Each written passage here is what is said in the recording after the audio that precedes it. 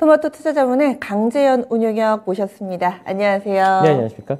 네, 시장이 여러 가지 시그널을 보내고 있는데 이 시간에 좀 중요한 것부터 알아보겠습니다. 어떤 네. 쪽부터 살펴볼까요? 우선 어제 시장에서 미증시 영향을 많이 줬었던 CPI, 소비자 물가지수부터 한번 더 설명을 해드려야 되는데, 이제 시장에서 물가지수 컨센서스 대비해서 높은 수치가 나왔기 때문에 이 부분이 이제 미증시에서 상당히 큰 폭의 급락이 나타났었고, 여기에 대한 또 우려를 상당히 많이 했을 텐데, 약간의 차이가 있습니다. 그러니까 어떤 부분이냐면, 소비자 물가지수가 전년 대비해서 계속해서 올라갈 때 우리가 이제 시장에서 실질적으로 가장 큰 충격을 줬었던 거는 5월달 물가지수, 그 6월달 물가지수였는데 이때는 유가 자체가 굉장히 가파르게 올라가다 보니까 이 부분이 물가지수가 예상보다 더 높게 형성이 되면서 피크아웃 자체가 나타나지 못했다가 됐던 그런 시기였었고요.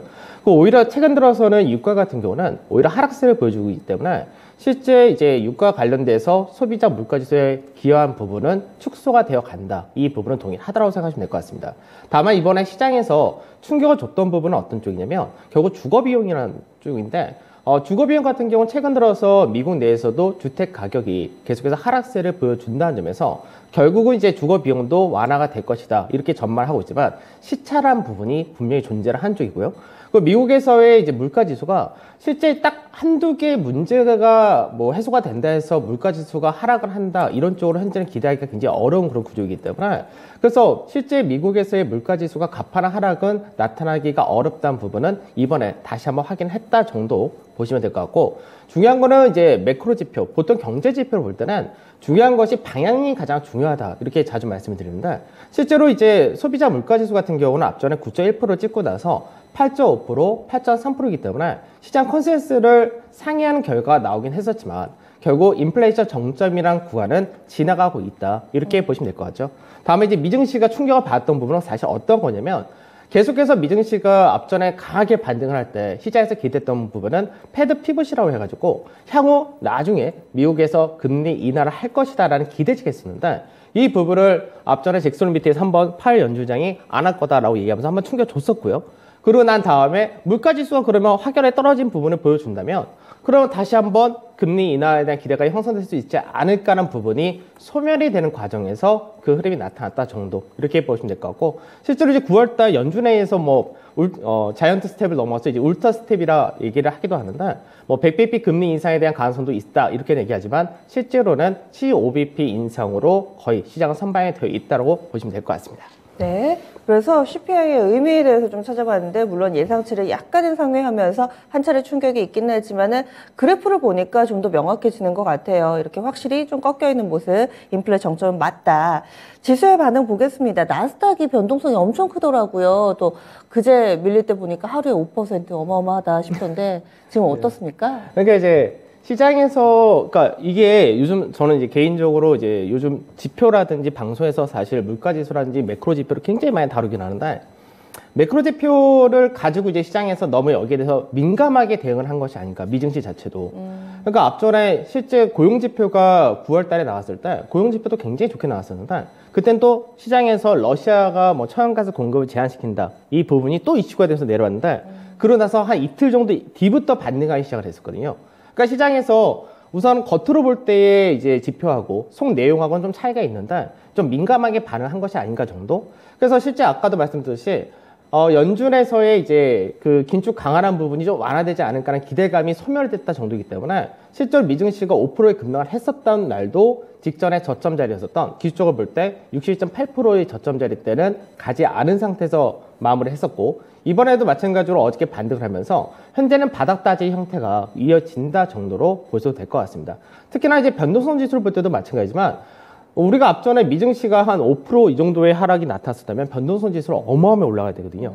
근데 이번에도 보게 되면 최근 들어서 변동성 지수는 상단 28이라는 자리대를 계속해서 저항으로 인식을 하고 있고 하단 25라는 자리대를 언제 이탈을 하느냐. 결국 이 정도의 차이이기 때문에 결국 이제 나중에 변동성 지수가 25선을 하향을 한 자리대가 언제냐 정도로 보시면 될 것 같고 미증시도 마찬가지로 그러면 연준에 대한 기대치가 아예 없는 상태고 새로운 악재가 아니라 긴축을 그대로 유지한다 정도의 정책이라면 결국 하방에 대한 지지력은 동일하다 이렇게 보시면 될 것 같습니다. 네. 그럼 이런 부분들 외에도 좀 참고해 볼 만한 차트가 있을까요? 그러니까 국내 증시도 약간 좀 생각을 해봐야 되고, 그 다음에 이제 미증시를 볼 때는 사실 더 추가로 볼 건 사실 크진 않습니다. 그러니까 미국 내에서의 최근 들어서 뭐 전체 시장에서의 펀드 매니저들의 현금성 비중이라는 이런 부분이 거의 한 20년 내 최고치 정도를 가지고 있다. 이렇게도 나타나는데, 이거는 뭐 다른 차트를 좀 보시면 나올 수 있는 부분인데, 근데 이제 펀드 매니저가 현금성 자산이 굉장히 많다는 얘기는 시장에서 우려한 부분이 이미 다 포트폴리오에 만들어져 있다는 얘기고요. 오히려 시장에서 불확실성이 개선된다 했을 때는 오히려 그 주식으로 매수를 할 수 있는 여력이 그만큼 많다고 볼 수 있기 때문에 또 빠진데 또 매수를 하겠죠. 그러니까 그 정도의 시장에서의 작은 운용을 한 대규모의 메이저가 그만큼 현금이 있다는 부분은 시장에 대해서 이미 보수적으로 볼 만큼 보고 있다고 생각하셔도 될 것 같습니다. 네. 지금 이렇게 해서 봤는데 국내 증시 차트도 좀 간략하게 볼까요? 국내 증시는 이제 어떻게 보면 추석 연휴 이후에 네. 화요일날 급등이 사실 너무 잘 나왔었습니다. 근데 이때 급등이 나왔을 때 특징이 어떤 거였냐면 시장에서 이제 연휴를 앞둔 상태에서 경계감이 너무 높았던 거죠. 그러다 보니까 시장에서 하방 포지션이라고 하는 이제 선물 매도라든지 이런 쪽에 대한 포지션이 좀 많이 쌓여있던 그런 케이스였는데 만기일날 문항이 끝났다가 되고요. 그러고 나서 바로 우리가 이제 화요일날 증시가 연휴에 개장을 했을 때 장중에 외국인들이 선물을 23,000개까지 매수를 한 모습을 보여줬었습니다. 그러니까 실제로 국내 증시가 올해 들어서 뭐 하루에 외국인들의 선물 매수가 23,000개까지 늘어난 적은 처음이었었는데 그 부분은 기존에 있었던 포지션을 세팅을 다시 한다는 얘기죠. 그러니까 하방 포지션에 있었던 거를 청산했다는 이야기가 되는데 그 부분 자체가 쇼커버이나 얘기는 시장에서 추가적인 하락으로 세게 떨어질 만큼의 요인이 없다고 보시면 될 것 같습니다. 그러다 보니까 국내 증시가 어저께 미증시의 영향으로 해서 급락 출발을 하긴 했지만 실질적인 추가적인 하락이 아니라 오히려 외국인들 같은 경우는 선물을 더 매수를 전환시키는 모습을 보여주면서 시장 하방에 대한 어느 정도 지지력을 보여줬다 이렇게 보시면 될 것 같고 미증시하고 거의 현재는 비슷합니다. 61.8%에서 50%라는 기술적 저점 구간대를 그대로 형성하고 있는 그런 케이스고요. 그러고 나서 이제는 역시나 21선을 언제 돌파를 할 것이냐 이 부분이 가장 중요하다고 보시면 될 것 같습니다. 네. 그렇군요. 그리고 외국인들 앞으로 수급에 있어서도 좀 궁금한데 굉장히 좀 많이 덜어내서 조금 전에 외국인 선물 수급도 얘기를 해주셨지만 이렇게 전체적인 자금의 흐름으로 봤을 때 우리 증시에서 너무 많이 좀 떠나가 있었기 때문에 이제는 오히려 담을 만한 여력이 더 크다 이런 부분도 많이 두각을 나타내더라고요. 그러니까 앞전에 외국인 같은 경우가 2달 동안에 네. 국내 증시 거래소에 대해서 6조 이상을 매수를 했고 그러고 나서 이제 최근 들어서 환율이 더 올라간 부분과 더불어서 변동성이 좀 커지는 구간에서 한 매수 한 번의 부분에 한 30% 정도는 또 매도를 했다가 됩니다. 근데 이제 외국인들이 이제 앞으로 어떻게 움직일 거냐 이 부분이 좀 더 중요한데 아까 말씀드렸던 부분은 선물 쪽에서는 외인들이 매도 포지션을 대부분 청산했다고 말씀드렸고요.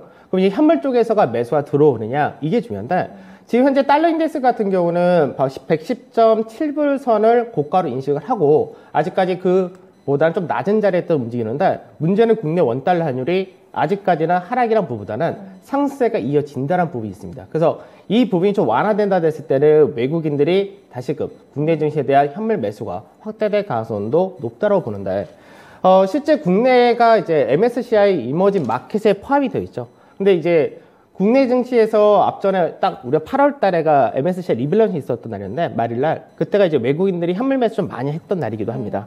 근데 왜 그렇게 매수를 했었냐면 지금 현재 MSCI 이머징 마켓 지수에서 국내가 원래 기준이 딱 12% 정도의 비중을 차지하는데 현재는 보유하고 있는 비중이 10.5% 전후밖에 되질 않습니다. 그러니까 이거 왜 그러냐면 우선은 이제 위험자산에 대한 회피도가 굉장히 높아질 때 국내 증시에 대한 매도세가 좀 세지는 부분이 첫 번째가 있고요.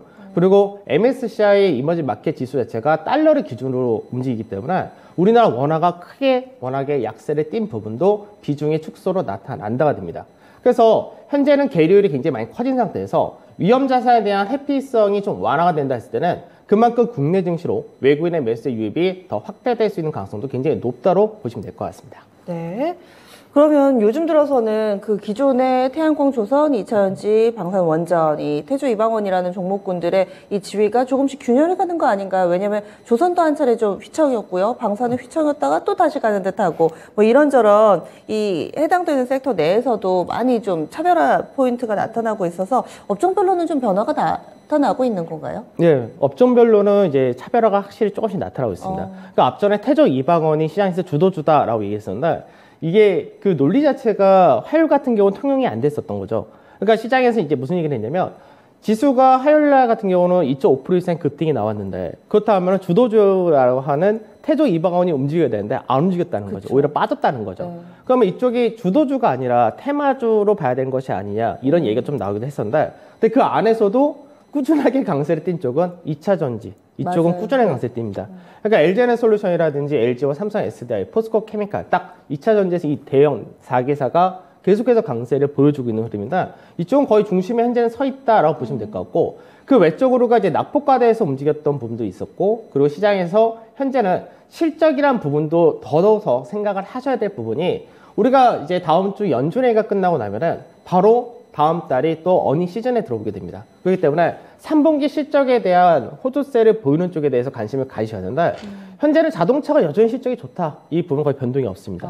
환율 자체가 계속해서 올라간 부분과 맞아요. 더불어서 현재는 이제 차량용 반도체 부분이 어느 정도 풀렸기 때문에 생산의 정상화. 그래서 자동차 쪽은 여전히 실적이 좋다가 되는데 최근 들어서는 자동차 타이어라든지 부품 쪽에서의 탄력이 좀 더 좋은 그런 케이스를 보여주고요. 그 다음에 일부 대형 2차 전지라고 말씀드렸던 것은 아까도 말씀드렸던 그쪽에 대해서가 좋다 정도.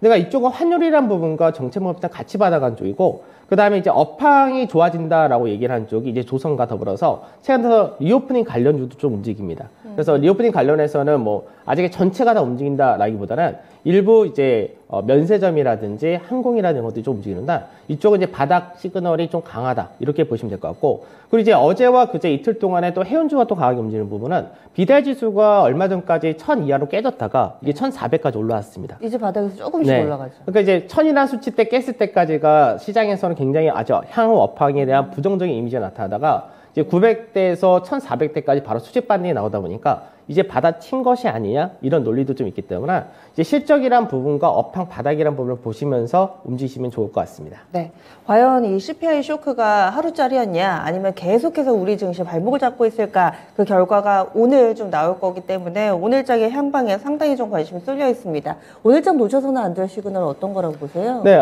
뭐 하나씩 다 말씀드리겠었는데 이제 시장에서 이제 차별화가 나올 수밖에 없는 부분은 동일하다고 생각하셔야 될 것 같고 최근 들어서 가장 시장에서 좀 불안불안하게 움직인다 되는 쪽이 이제 서비스, 그러니까 인터넷과 게임 쪽이 좀 많이 불안불안하게 움직이는데 이쪽이 이제 바닥이 만들어지냐 좀 중요합니다. 그래서 이쪽은 아직까지는 실적을 보이지 못하는 성장주 모멘텀이기 때문에 실적주와 성장주의 구분이 좀 많이 필요하다라는 부분을 알고 가셔야 될 것 같고 환율적인 부분도 좀 신경 써야 될 부분이 지금 현재 달러 인덱스는 정점 만들고 고가를 넘어가지 못한 상태에서 국내 원달러 환율만 추가적으로 더 올라갔기 때문에 환율이 좀 떨어지는 모습이 필요하다. 이 부분을 좀 생각하셔야 될 것 같습니다. 그래서 외국인들의 입장에서는 환율이 정점이 나온다가 되면은 외국인들 매수가 들어온다 쪽으로 전망을 하고 있는데 이 부분이 나올 수 있는 어느 정도의 흐름이 오늘 보여주느냐 이걸 좀 중요하게 생각하시면 될 것 같고 여전히 제일 중요한 거는 지수상에서 21선을 넘어가느냐가 제일 중요합니다. 앞전에 시장 자체가 외바닥 올라갔을 때는 시장에서 다시금 꺾일 수도 있다는 관점과 더 올라갈 수 있다는 관점이 팽팽하다가 되는데 쌍바닥이 만들어진다 했을 때는 시장에서 위쪽에 대한 기대치가 높아지기 때문에 시장 자체가 좀 안정화될 수 있다는 점에서 2440포인트 전후가 되는 이 가격대를 넘어가느냐 이걸 체크하시면 될 것 같습니다. 네, 알겠습니다.